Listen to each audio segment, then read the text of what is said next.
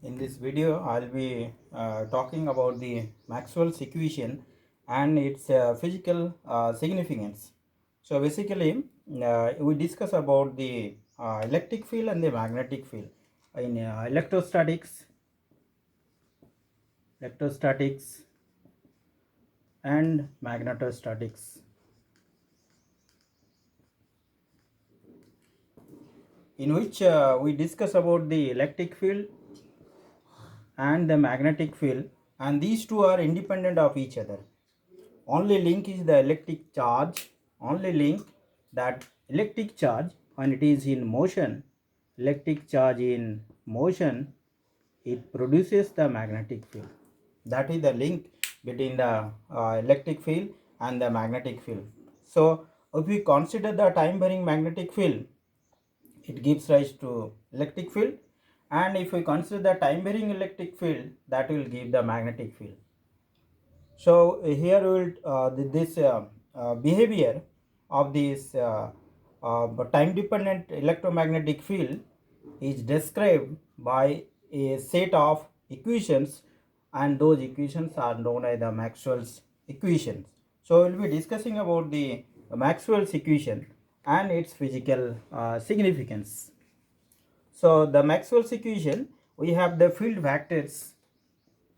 We have field vectors like D, that is the displacement vector, then E, electric field vector, then we have the B vector, magnetic field, and magnetic field intensity, H.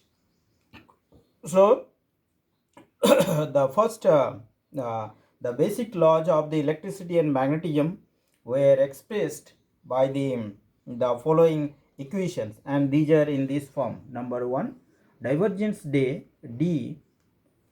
divergence D equal to rho. This is the first equation. Or if we write down D equal to epsilon E, divergence D equal to epsilon E, which is equal to rho, that gives divergence E equal to rho by epsilon. Now this rho is the charge density, E the electric field, and epsilon is the permittivity of the medium. Number 2, this is in the electrostatics. Number 2, in magnetostatics, divergence B equal to 0. That is divergence B equal to mu H, which is equal to 0. It means we can write down divergence H equal to 0. Number 3, this is in the magnetostatics, the divergence H equal to 0. Number 3 equations, that is curl of E equal to minus del B by del T. Or this gives, if you write down B equal to mu H, this I am writing B equal to mu H, and here D equal to epsilon naught E. So this becomes curl of E, which is equal to minus, if you take in place of Bu mu H, so it will be minus mu del H by del T. So mu is the permeability of the medium. And number 4th equation, that is curl of H equal to J. This is curl of the magnetic field. Curl of the electric field, it produces this magnetic field, or change of the magnetic field, it is related to electric field. Similarly, curl of H, that is rotation of the magnetic field, that produces the current density. So where D equal to electric displacement, that is equal to epsilon naught E, and E the permittivity of the medium, E the permittivity of the medium, permittivity of the medium, mu is the permeability of the medium, permeability of the medium, and B is the this magnetic induction vector, and H is the magnetic field vector, and J is the current density. And this current density equal to G equal to sigma into E. That is, current density related to the electric field by this sigma, and sigma is the conductivity of the medium. Sigma is the conductivity of medium. So we'll be discussing about these are valid for the of these equations.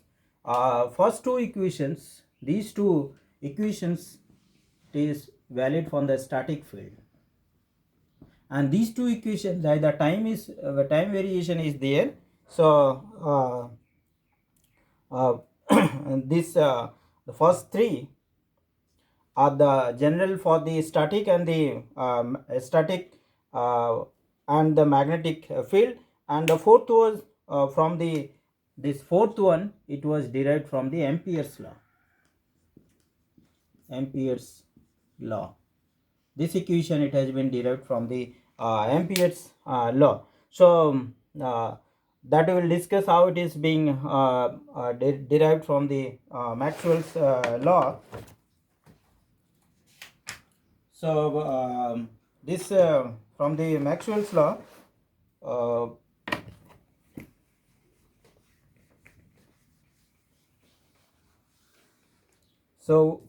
that we got this that Ampere's law is bound to fail in a time varying field. So if you take the curl of H equal to J, so if we talk about the curl of H equal to J, curl of H equal to J, and if you take the divergence of curl of H, divergence of curl of H, so that the divergence of J, and this will be 0, divergence of J equal to 0. But the equation of continuity, it says that the divergence J plus del rho by del T equal to 0. This is the equation of continuity. So the divergence J, it cannot be 0. It means there is some missing thing in our Ampere's law. So what Maxwell contribute? Maxwell contribute that he understood the situation, and he modified the Ampere's law. And how he modified this Ampere's law? As you know, the divergence G equal to, it is minus del rho by del T. So this is minus del by del T, and rho equal to divergence of D, or this is equal to minus, if you take this del operator outside, del D by del T. So this is if we take this left hand side, this is minus, so we can write down this is divergence of J plus del D by del T equal to 0. It means now the J has been modified by J plus del D by del T. So what we are writing, curl H equal to, curl of H equal to J.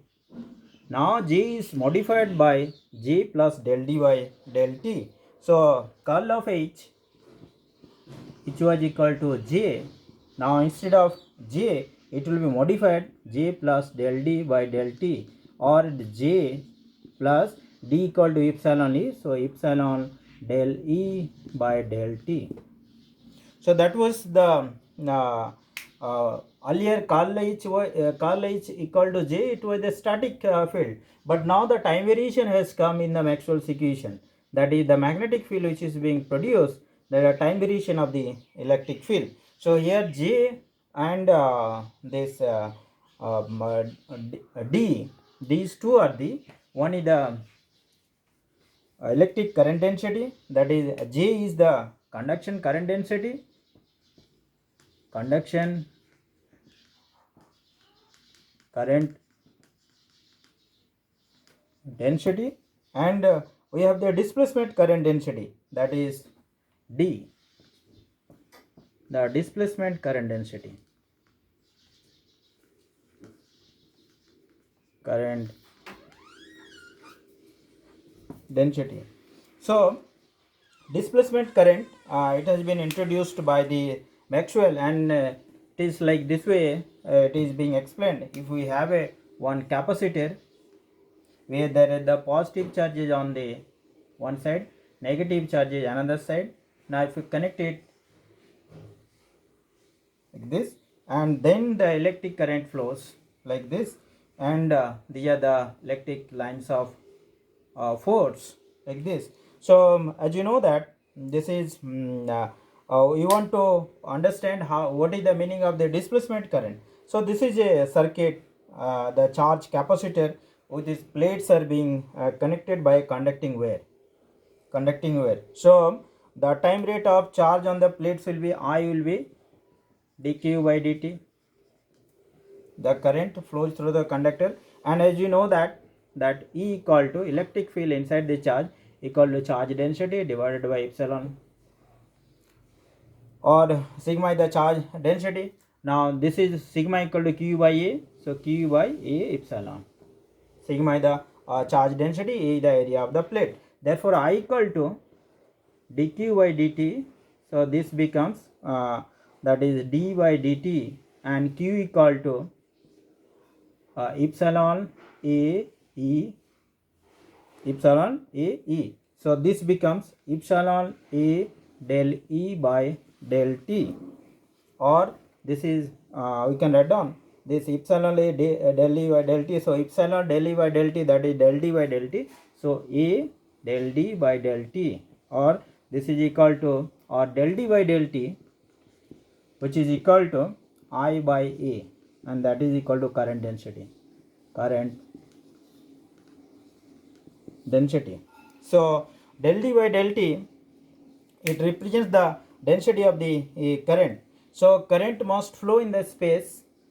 Current must flow in the space including vacuum between the two charge plates of the capacitor when it is joined by a conducting wire. So thus completing the conduction current. So one is our conduction current which is passing through it, and another is the displacement current which is passing through between these two plates of the capacitor. So let us discuss about the dimension of the relative size of the displacement current. What is the dimension of the dimension and relative size? Dimension and relative size of displacement current.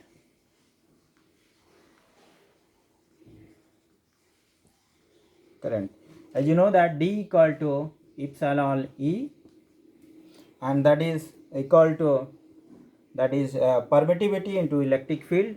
This is permittivity into electric field. Permittivity into electric field.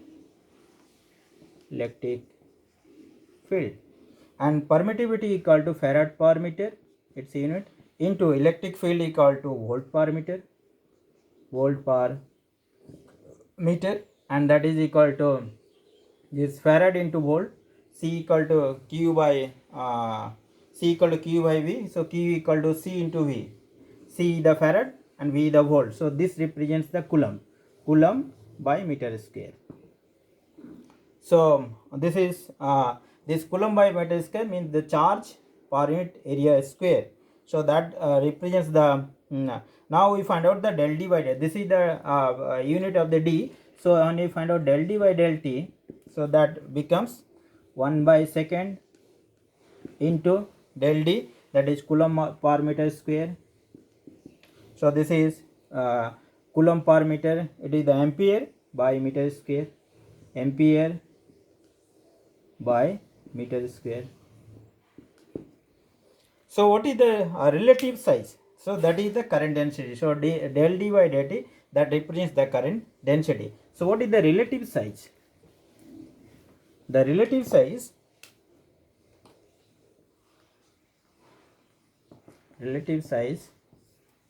that is equal to E equal to electric field is represented E0 e to the power I omega t. So this is minus I omega t. So J equal to current density equal to sigma into E. So sigma into E0 e to the power minus I omega t.